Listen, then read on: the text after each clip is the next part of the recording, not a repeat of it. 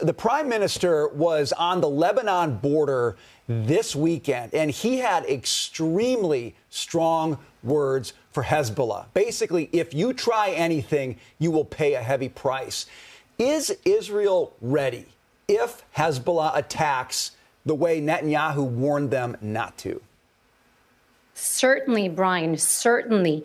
Israel is ready to act on every front if we are needed to defend ourselves. So we will not compromise the security of our people. The prime minister has been very precise. And also, by the way, President Biden said just the same when he was here. He sent out a message to all of our adversaries, not just Hamas, in the region, all of Iran's proxies, when he said, don't test us, don't try Israel, because if we are needed to, we will respond, and we will respond decisively. Now, we certainly hope that the Northern Front would not develop into an all-out war with Hezbollah. But if it happens, we will win. Brian, we fought on combined front in the past, and we won. Hezbollah knows that.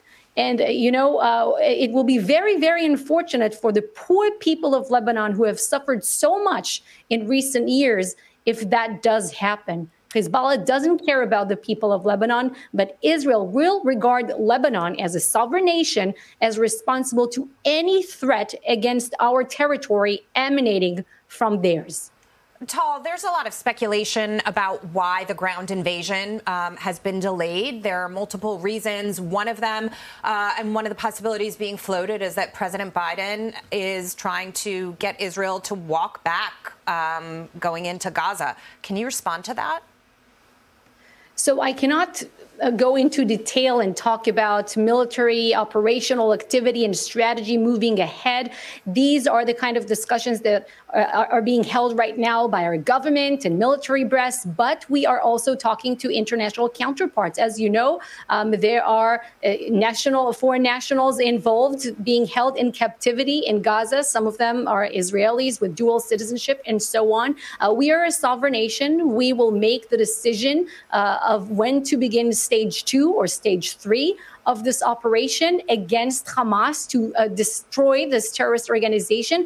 But when we do, it will be the right time and under the right conditions. Tal, one of the things that's been discussed with Gaza is the hostage situation there. Latest count shows 222. But, we just listened to Mike Tobin's report. He's been on the ground there for us. And it was frankly shocking sitting here and hearing all of those accounts of what had happened on October 7th in detail to individual people.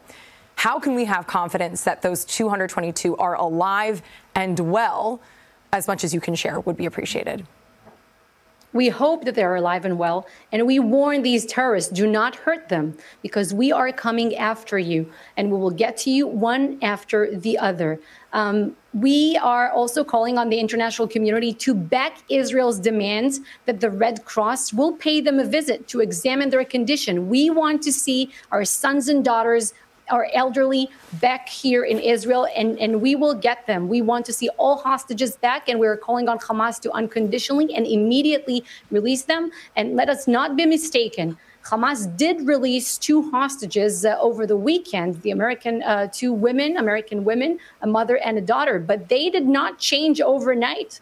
They are not a humanitarian human rights group or anything of this kind. These are barbarian savages who butchered our people, who cut off limbs and body parts of children in front of their parents and took out eyeballs of parents in front of their children. I'm sorry about, for delivering this very graphic description. And I know that Mike Tobin, he just did it at the top of the segment, but it is very important that people understand. I know it's very, very difficult for Western minds to digest what really transpired here, but it's important that the world knows what Israel's fighting.